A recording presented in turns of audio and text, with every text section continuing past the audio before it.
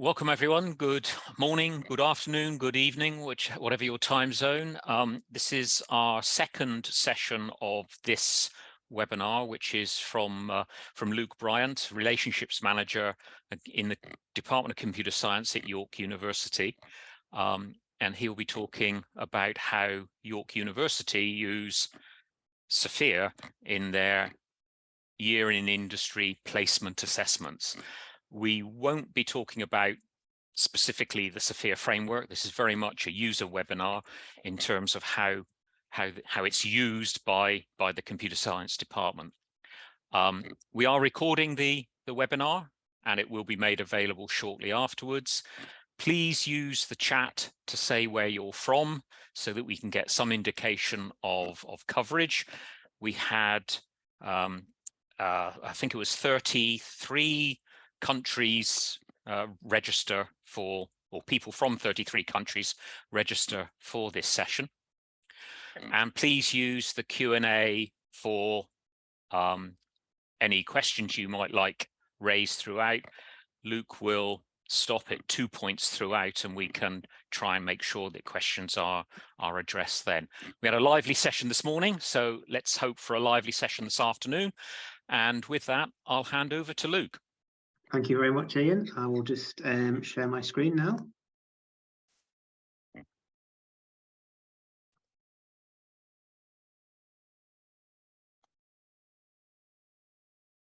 Fantastic. So hello, everyone. Thank you so much for making the time to come along to today's talk. As Ian said, my name's Luke and I work in the Computer Science Department at the University of York. And in the session today, I'm going to talk to you a little bit about how we have used SFIA as part of our student placement year assessment process. So just as a really brief introduction to myself, so I was originally a history graduate many moons ago now, and then subsequently completed a master's degree in careers guidance and development. So my background's very much in that careers and employability kind of area. I don't have a specific background in kind of computer science or IT at all. So I've been working at the university now for about 4.5 years. I've got responsibility for managing our industry relationships. So I kind of look after all the employers and organisations that we work with as a department. I also have a responsibility for student employability in the department. So again, this is just around ensuring that students are able to build the relevant skills and experiences to be successful in the graduate jobs market once they've completed the degree with us here at York. So just a little bit of background on the university and the department. So University of York is a top 20 UK university and a member of the Russell Group. So the Russell Group is just a group of UK universities that are research intensive and academically excellent. The Department of Computer Science has just celebrated its 50th anniversary this year. So we've had lots of celebrations around that kind of theme. So obviously we're quite well established for a computer science department and have been in existence for a good while now. And again, we're one of the UK's leading computer science departments, regularly ranking within the top 20 departments in the UK. So in terms of our student body, we have around 800 undergraduate students studying with us at any one time. And those students are split across 4 different courses that we offer. So we offer a straight computer science course, we offer a course with an AI speciality, one with a cybersecurity speciality, and then a combined course with the mathematics department. And all of those courses that we offer have the option for students to take a year in industry placement as a part of their degree course. So just to give a bit of background on the year in industry itself and how that works. So the year in industry programme essentially enables students to work for a year as a formal accredited part of their degree. So our students will complete years 1 and 2 of their study with us. They'll then go and work for an employer for a year and then return to complete their degree after they've had that year's placement. Around half of our students will take up this option and do a placement year. And for us, that equates to roughly 80 students per year going out on placement. So it's a good number that we have doing this every year. In terms of the placements themselves, we find that our students go to a variety of different companies and take up roles in a variety of different role types. So the way we kind of run it as a department, we have roughly sort of 25 to 30 companies that we work really closely with. And the majority of our students will go on placement with those companies. And that just means that we have a good idea that the students are going to have a really good experience because we're very familiar with these companies. That being said, we do obviously try and create new relationships and new employers for students, and students do also have the option of sourcing their own placement as well. So it kind of works in a variety of different ways, essentially. But in terms of the role types, so our only kind of requirement essentially is that students complete a placement that has some link to computer science or IT, but within that it can be really quite varied. I'd say the majority of our students will do software engineering, software development type roles, but we'll have students doing things such as data analysis or cybersecurity or IT project management. So quite a range within that kind of broad area. And I guess one of the things that means is that in terms of the way we assess students, we need a degree of flexibility in how we do that. And that's one of the ways that the SFIA framework really works for us. And I'll kind of loop back to that point when I go into more detail about the assessment itself. Yeah, just some logos I've put at the side as well, just to give you an idea of some of the sort of key partners that we work with year on year. It's obviously just a snapshot, but just to give you a little bit of an idea. It's really anything from your big multinational companies to sort of small local consultancies and pretty much everything in between, really. The students themselves during that placement year are registered on 120 credit modules, so it's a credit bearing year. However, the year doesn't actually count towards their overall degree classification, so it doesn't count towards the mark they get once they graduate. However, students are required to pass the year in order to get it as a formal part of their degree. Students are assigned supervisors for the year, so myself or one of my colleagues will be assigned to look after the student. So whilst the student's working for the year, they're still classed as a full-time student with us, so we have a duty of care to ensure they have a good experience. So that supervisor essentially acts in a kind of pastoral capacity and makes sure the student has a good experience and gets as much from the placement as they can. The supervisor also supports the students with the assessment, so they'll provide advice and guidance on that assessment and ensure that the students are meeting all the requirements that they need to from that piece of work. In terms of the assessment itself, we assess students via a reflective learning journal and a poster.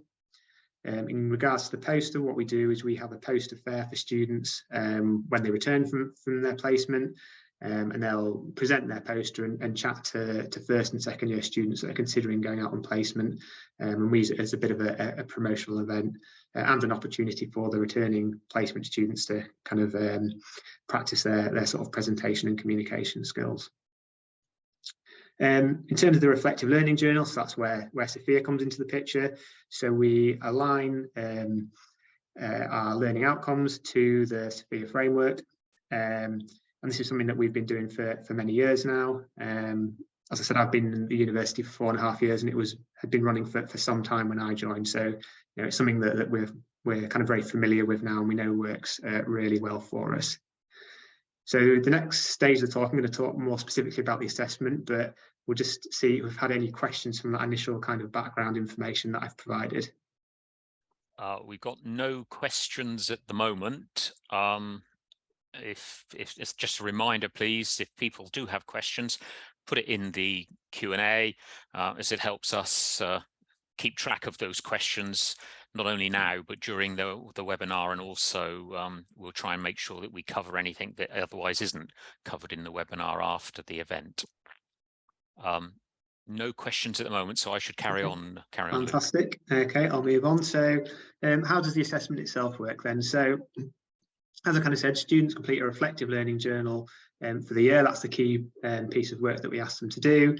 It's roughly 3,000 words in length, although that's more guidance than a kind of hard rule. And the essential focus really for the assessment is to get students to kind of look back on their learning throughout the year and to kind of highlight their own personal development. So we're getting students to think about the skills they've learned, how they've worked on those skills. We're getting to think about sort of challenges they've faced, how they've overcome them, and essentially just to reflect on those experiences and kind of highlight what they've gained from the year. So as part of this process, we ask students to select 2 technical skills from the SFIA framework to be assessed against. So these can pretty much be any skills from the framework that students want to select. However, we provide as much guidance as we can to help the students with those choices. And as I said previously, most of the companies we work with are ones we're quite familiar with. So when a student goes into that role, we've got a good idea of the type of work they're going to be doing. So that allows us to kind of suggest skills, I guess, for the students that may be linked to their work. The most commonly selected skills are programming and testing. So obviously that aligns with the fact most of our students are doing software development type roles. But it can be quite varied. I just had a look this morning and we had 20 skills that students selected from this year's cohort. So there can be quite a lot of variety there depending on the role that the students are doing. Students don't necessarily have to select these skills right at the start of the placement. They might have a reasonable idea, but that can be something that's flexible and can kind of progress as they move through the placement. And sometimes students, don't really have a good idea what skills are going to be most appropriate until they get a reasonable way into the placement. And as I say, we support the students closely with that process at the start, but also on an ongoing basis as the placement progresses. We'll ask students just to kind of keep us in the loop with the draft of their journal, and we can kind of look at the work they've been doing, chat to them about the work they've been doing and kind of help them to make sure they're picking the skills that suit them the best. In terms of our expectations, the vast majority of our students will start the year at level 2 and will work towards and potentially achieve level 3 by the end of their placement. We find that that's the case for probably 95% of our students. The only occasions really where students will be working beyond that level would be potentially if they'd already had some prior industry experience, which does occasionally happen, but it's quite rare. So the vast majority of students will fit within that kind of level 2 to level 3 levels. We do sometimes find that students will sort of self-assess themselves at a higher level. So it's quite common for students to think perhaps that they're working at a level 4. And they might take some of the keywords from a level 4 skill and sort of, align that with some of the things they're doing. But it's rarely the case that they actually genuinely are working at that level. So typically in that kind of situation, we would sort of challenge the students a little bit, have a discussion and kind of highlight all the kind of requirements that they would need to be working at that level. And that's partly in terms of meeting all the technical requirements, but it's also looking at the level 2, level 3, level 4 behaviours as well. So it might be the case that the student's doing some technical work at level 4, but actually the behaviours that underpin that are things that they're not yet doing on a regular basis. So as well as the technical skills, we also have module learning outcomes for the assessment, and this is what the students need to meet to pass the year from a university perspective. And these learning outcomes are aligned with the level 3 SFIA behaviours. We'll see on the next slide, I've got a list of those just so you can kind of see how that looks in practice. So I'll move on to that in a second. But yeah, I guess the last point on this slide was just to say we provide formative feedback to students on an ongoing basis through the student supervisor. So again, students are being given sort of support and guidance to make sure they can meet all of the requirements as they progress through the placement. So these are what our learning outcomes look like. There's 13 there. It's not all of the level 3 SFIA behaviours, but it's quite a few of them. We selected these, I guess, because we feel they kind of best suit the type of work that our students are doing. You'll see that 4 of those skills are starred. So they're the core ones.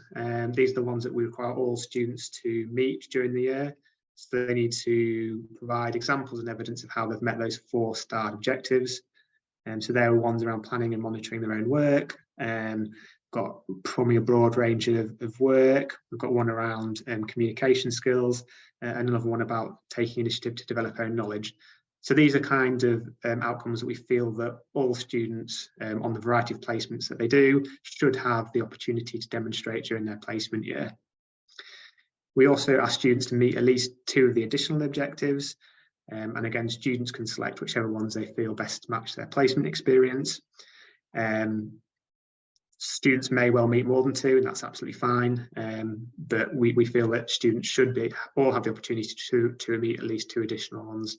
Not necessarily all of them, but at least those core ones and the additional ones, regardless of the exact placement the students are doing. And did I have a break here last time? I can't remember. We'll move on to the next slide, I think. So just to kind of give you an overview of how that actually looks in practice. So what I've just done here is given you kind of a snapshot of the learning journal template. So this is a document that we provide to students at the start of the placement to help them understand exactly what the requirements are for the year. So hopefully I'll just kind of talk you through this, and it'll give you an idea of how those technical skills and learning objectives actually will kind of look in practice. So this is part 3 of the journal. Students also do part 1 and part 2. So part 1 is just students giving an overview of their role and their job description, essentially. And part 2 is where they talk about their own personal objectives for the year. And then this part 3 is the core aspect of the journal, essentially. So students start with an introduction. So they're just talking about an overview of the company and their role, thinking about how their role fits within the overall structure of the business. We then get students to talk about their induction period. So this is just the first 2 or 3 weeks of the placement where they're doing that onboarding and that initial training. We're getting students then to start doing that reflective piece, thinking about what they learned, did it match their expectations, that kind of thing. Then students will move on to start talking about their kind of main piece of work. So it might be that they're doing project-based work, so they can talk about each individual project they worked on, or it might just be that they've got one sort of core element of work that they're doing, and then they can kind of do it on that basis as well. So the first thing they'll do is sort of describe their work, describe what they've been doing, describe what they've been working on, and within that piece they'll start to talk about the SFIA skills they've selected. So they'll start to give examples of the skills and the different components that make up the level 3 skills that they're working towards. Students will also start to talk about the purpose of the work, what the objective was, and what they were hoping to achieve with the piece of work. What was their specific role. And then we get students to start thinking about those learning objectives that I mentioned as well. So the kind of softer skills, if you like. So we're getting students to think about how they planned their work, how they ensured they met deadlines, thinking about any challenges they faced, how they addressed those, what was the overall outcome of the work, what might they do differently next time. So it's really that getting into that reflection at the end of each piece of work.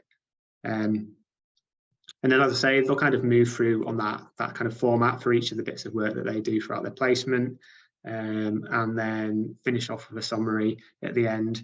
So again, this is just thinking about their overall experiences of the placement, whether it met their expectations, whether they developed all the skills they'd set out to do at the start of the placement, thinking about any kind of key takeaways for the future that they might have. So that kind of gives you the core structure.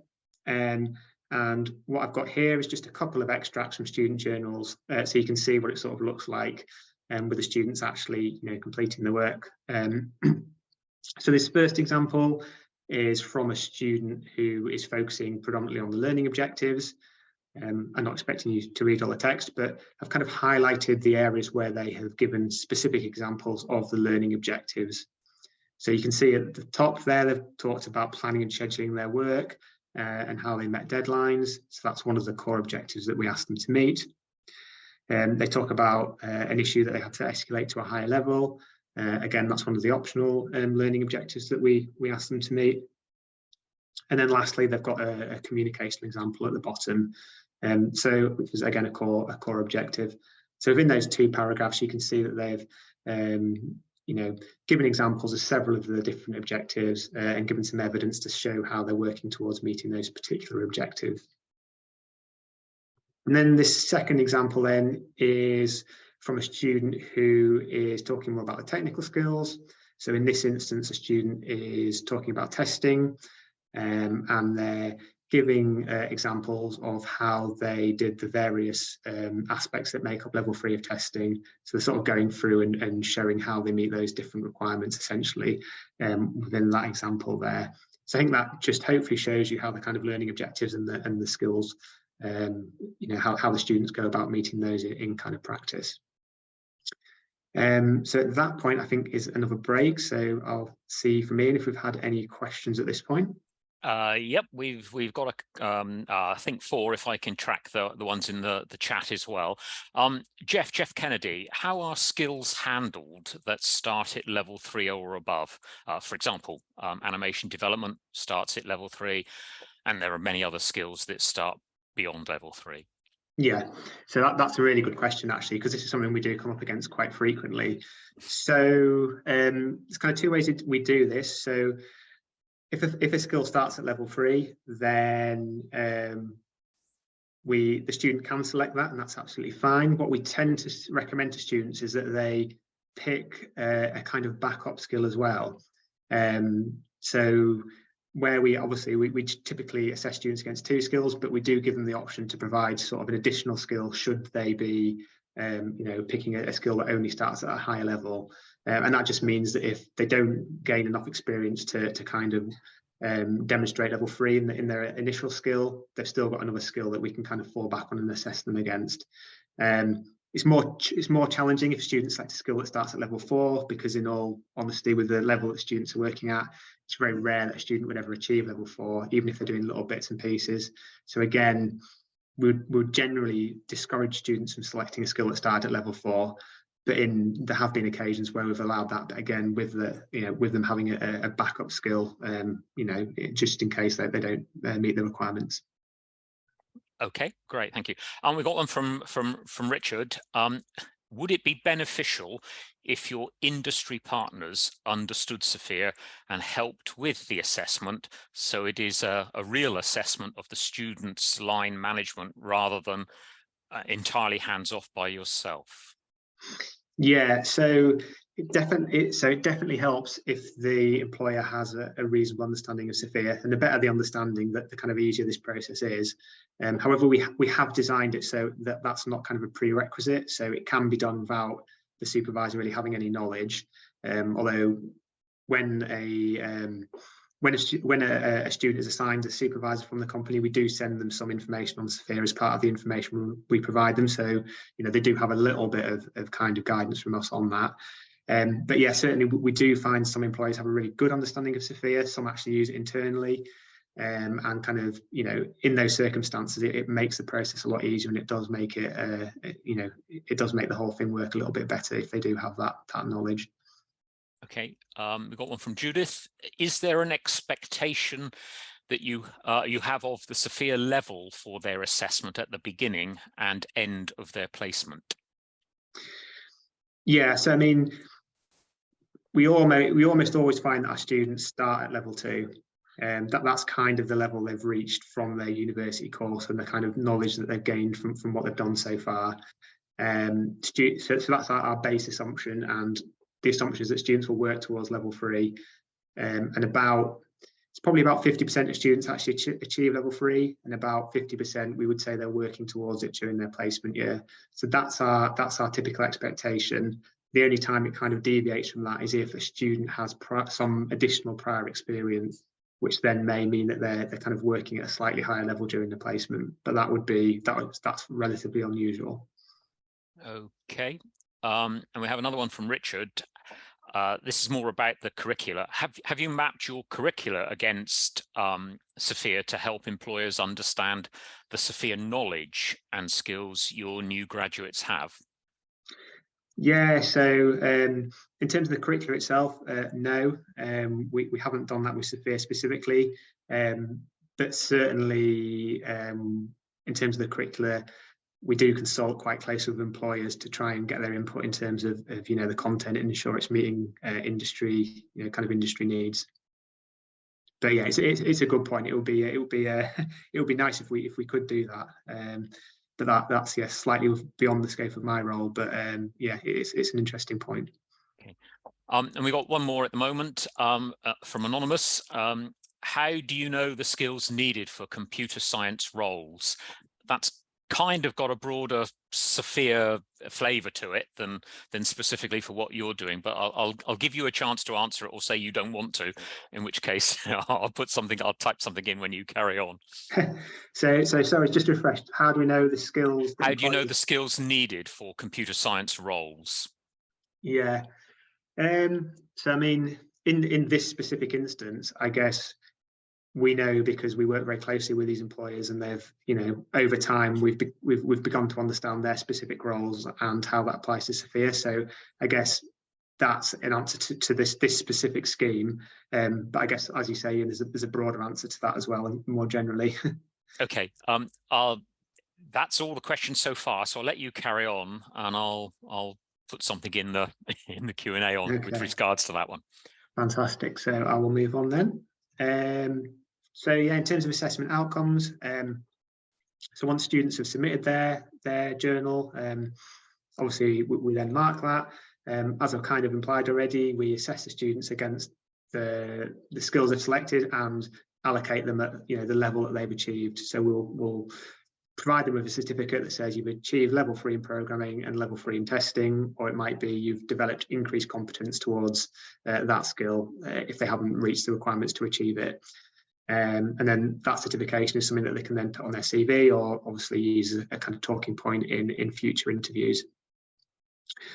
In terms of the university assessment itself, students receive a pass or fail grade from us, and additional written feedback. Yeah, so they're getting some in-depth feedback in terms of their journal as well. And then we work with an independent SFIA consultant who moderates a sample of journals for us. So essentially, this just helps us to be confident that the way we're marking the journals and the levels that we're allocating the students, you know, it is appropriate and fits accurately with the framework. And so it just gives us that additional level of confidence in terms of the assessment that we're doing. And I wanted to briefly talk about the different roles involved in the process. So as a relationships manager, I kind of lead the year in industry programme, and I act as a supervisor to quite a few of the students. So I do that pastoral role, and I also mark the journals for the students that I supervise. I have a small team of additional university staff as well that help me with this process. So again, they will act as supervisors for the students and mark the journals for the students that they supervise. Kind of touched on this in one of the questions, but the students' workplace supervisor is obviously really key to this as well. And obviously, the more knowledge they have of SFIA, the better. Essentially, it does make the process a lot better if they do.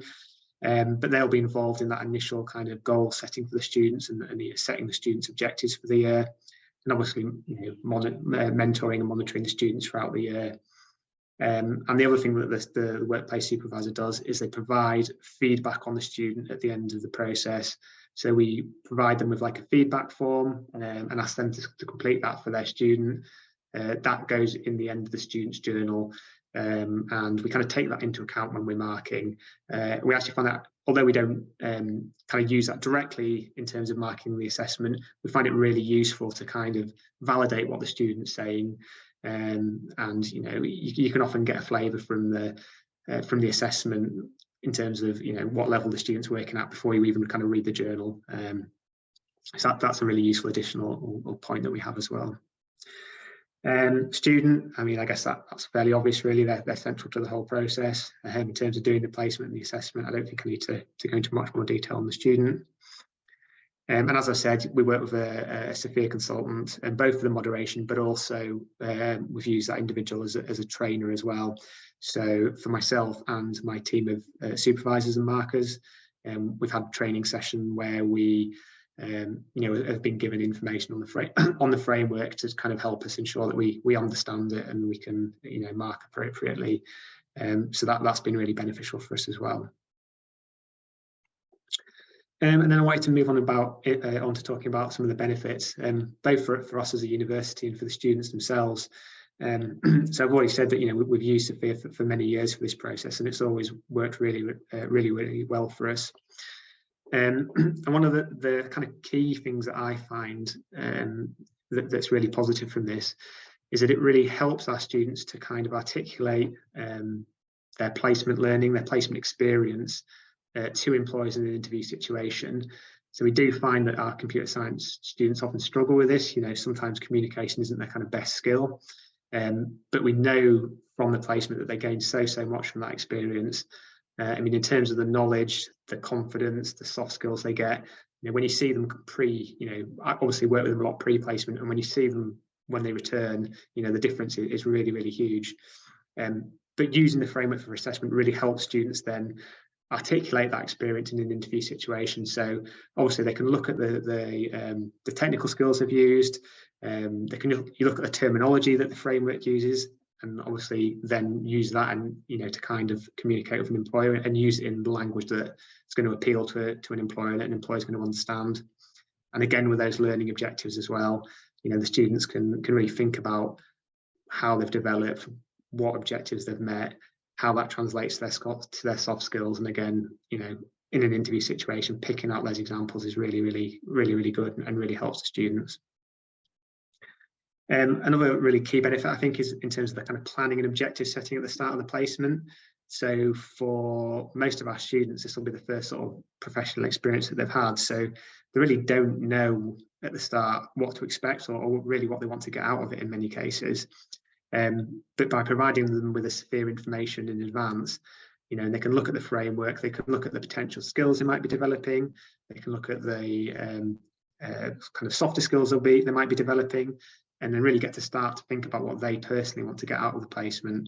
And then when they go into that kind of initial meeting with an employer, with their kind of line manager, and they're doing that objective setting for the year, it then becomes much more of a two-way conversation rather than the employer just saying, right, this is what we want you to achieve in the year. The student can also kind of actively participate and say, these are some of the things I want to get out of it as well. So it really helps make the placement a kind of a two-way process, really, where both student and employer are getting a lot from it. And then I guess from a university perspective, just in terms of that assessment, it really helps us to know that we're assessing essentially students against an industry recognised standard. We're asking students to work towards skills that are going to be relevant and useful for industry. So again, it just gives us that confidence that we're assessing students in a positive way, rather than just sort of thinking, what do we as a university think students should get out of a placement?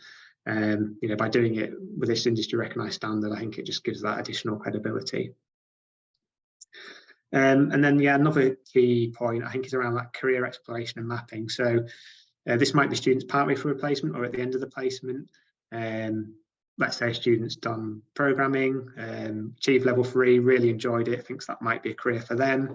So also they can then go away and start looking at level 4, level 5, level 6, start seeing what a career that kind of focuses on that skill might look like, what tasks they'll be doing, what they'll be expected to know, what skill sets they would need to develop. So it really gives them a good flavour of how their career might develop in that area. And although we assess students against 2 skills, in reality, they'll often use multiple skills to a much lesser extent. The student might, go and shadow a different team for a couple of weeks and get an experience of a different area.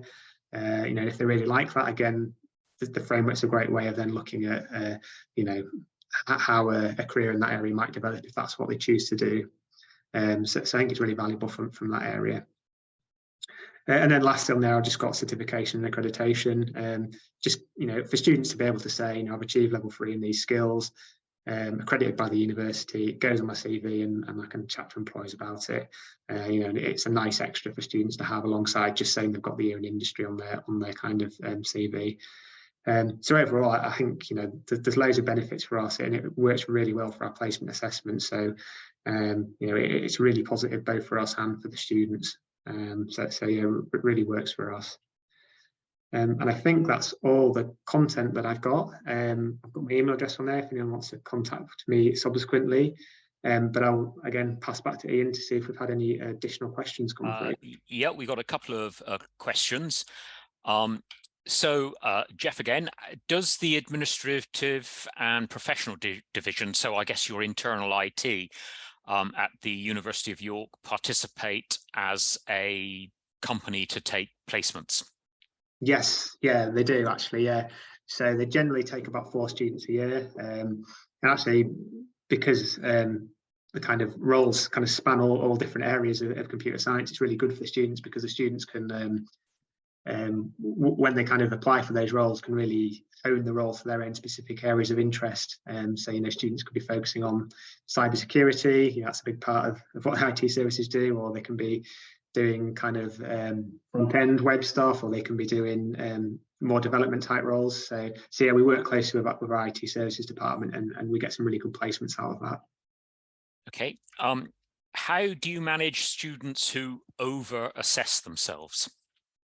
Yeah, so I think we touched on this a little bit earlier. So it's quite common. It's quite common for students to kind of, when they're drafting their journal, to say, right, I'm working at level 4. I've seen a couple of phrases from level 4 that seems to match what I'm doing.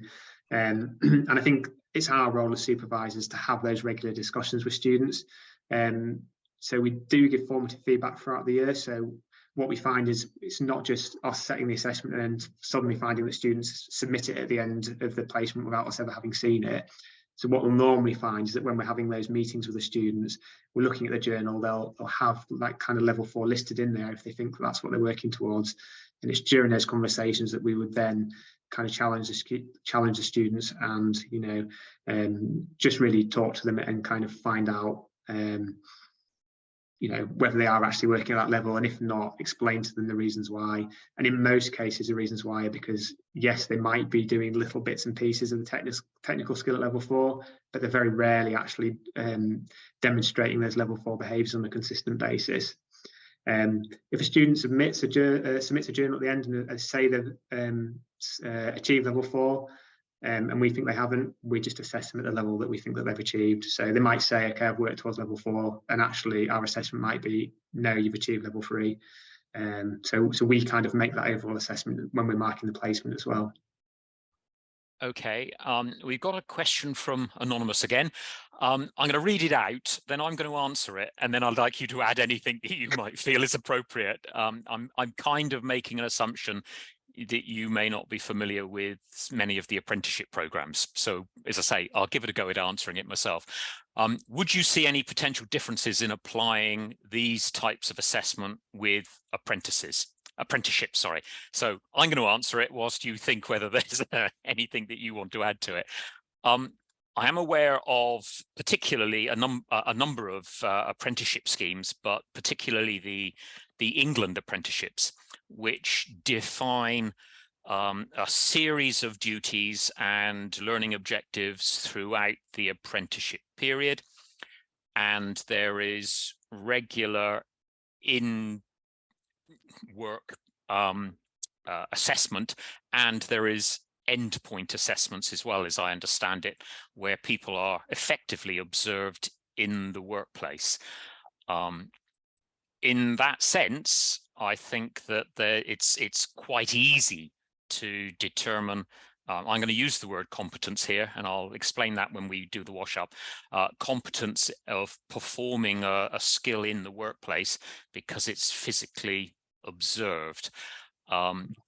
And I can see some differences. I can see some similarities. So I'm going to hand it kind of back to you, Luke. Do you see some similarities or differences between what you do within this year in industry placement and what I briefly described as apprenticeships? Yeah, I'm not sure I can add anything to that really. I mean, I think that what you say kind of would be similar to what I would think as well. But I think there are a lot of similarities, and I think you could do something quite similar in the way that you worked it. But yeah, that's the only kind of a comment I would make, really, I think. Okay, thank you. We got a question from David Bowers. Have you considered formal assessment of SFIA competencies leading to the award of SFIA badges for your placement students? Yes, I think this is something that's kind of ongoing, isn't it, with SFIA in terms of that piece of work? Yes, I mean, I'm going to say something about this at the end, but I just wondered whether it's something that you'd thought about. Yeah, so I think it would be really valuable. It's something that we're definitely keen to kind of adopt, as and when it becomes available, because yeah, it is going to bring an additional value to the students to have that kind of formal accreditation and to be able to to use that. So I think it's a great idea, and once it's available, I think we'll certainly try and use that. And I think, the way we're set up, the way we mark, the way we moderate means that we could feed into that very easily and quickly, and yeah, something we'd definitely be keen to do. Okay, that's pretty much all the questions, I think. So that's the closing slide. First of all, a big thank you, Luke. Another great session and good questions and great answers. A real example of someone using SFIA in what would be from our perspective, I won't say unusual, but it's not the most common use of SFIA, but I think it's got a lot of legs. We are finding that industry wants to find ways of ensuring that graduates are more prepared for employment. I think as a result of that, we're certainly seeing a number of universities look at something like SFIA with regards to a way to help them. And I think this is a great example of that. I was going to pick up on the, I'll say the closing bit first and then pick up on the point of sort of what you might call formal assessments under SFIA. First of all, thanks to Luke, thanks to everyone who's asked questions. There is a short form to complete at the end of the webinar when you leave Zoom, because what we have found is that many people want to engage in conversations with each other about this topic or the topics we've had before after the event.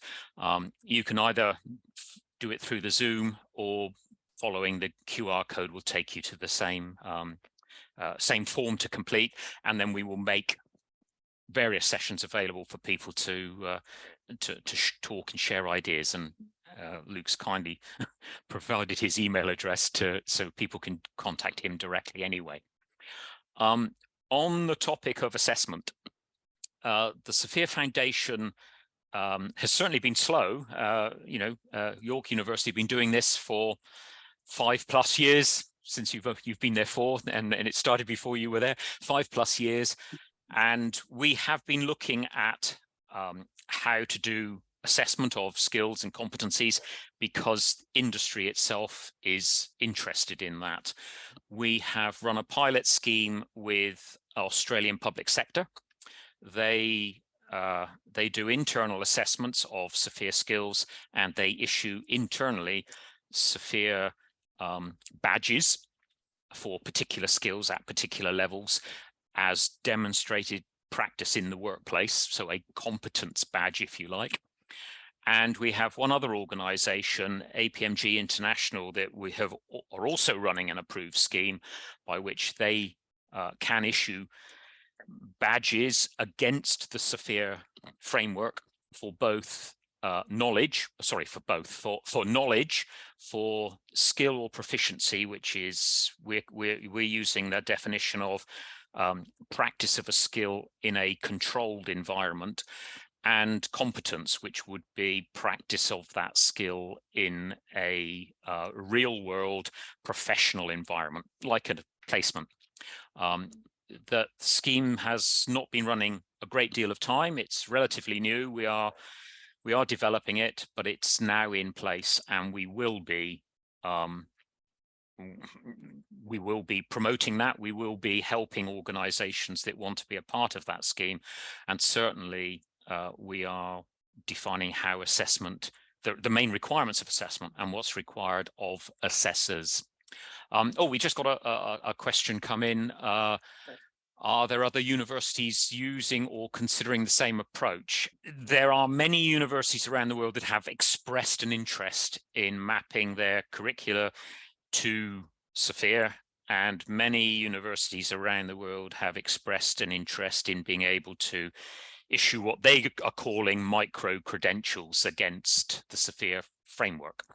And we are talking to them, but no one has come forward to say they are doing the same thing in the same way to the same level as York at the moment. So I think York is, I'll call you a pioneer, but you've been pioneering for about 4 or 5 years. There was some work done, and I'm not entirely sure of the state of this at the moment, by a collaboration of universities in the UK under the name of the Institute of Coding, which looked at expressing in a similar way evaluating people's placement or time in industry experience, and that I think has gone fairly quiet recently, but I'm hoping that that will pick up again. That's UK based. There's interest from elsewhere around the world. What we haven't got is anyone else signed up in the same way we have with the University of York yet. And with that, I will say once again, thank you very much. Thank you very much, Luke. That was excellent. The recordings will be made available shortly. And once again, thank you to all who attended.